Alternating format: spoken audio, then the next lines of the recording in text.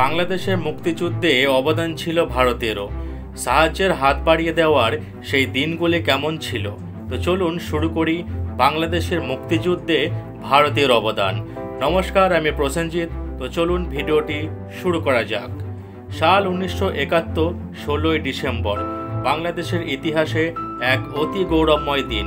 এই দিনে বাংলাদেশের মুক্তিযুদ্ধের পর পাকিস্তানি সেনাবাহিনী আত্মসমর্পণ করে এবং স্বাধীনতা অর্জিত হয়।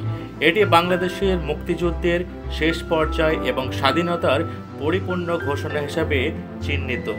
বাংলাদেশের মুক্তিযুদ্ধ শুরু হয়েছিল 1971 সালের 25 মার্চ রাতে, যখন পাকিস্তান সেনাবাহিনী ঢাকায় অপারেশন সার্চলাইট শুরু করে, যার লক্ষ্য ছিল পূর্ব পাকিস্তানে বাঙালি জনগণের মুক্তি আন্দোলন দমন করা।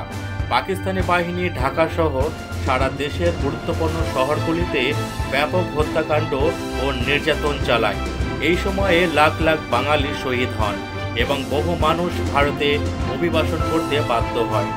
বাংলাদেশের জনগণের প্রতিরোধ ও পাকিস্তানি সেনাবাহিনীর বিরুদ্ধে সংগ্রাম শুরু হয়। বাংলাদেশের মুক্তিযুদ্ধের নেতৃত্ব প্রদান করেন বঙ্গবন্ধু শেখ মুজিবুর রহমান, যিনি পাকিস্তান সরকারের বিরুদ্ধে স্বাধীনতা করেন।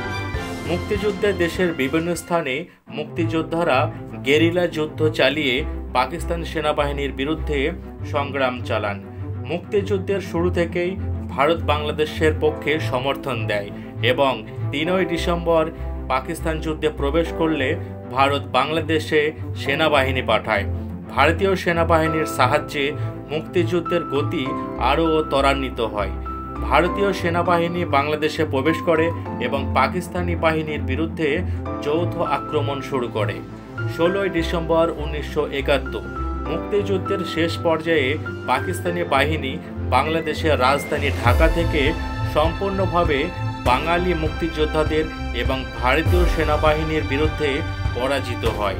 16ই ডিসেম্বর ঢাকা শহরের মিরপুরে পাকিস্তানের সেনাপ্রধান লেফটেন্যান্ট জেনারেল এ.কে নিয়াজি বাংলাদেশের মুক্তিযোদ্ধাদের ও ভারতীয় সেনাবাহিনীর কাছে আত্মসমর্পণ করে।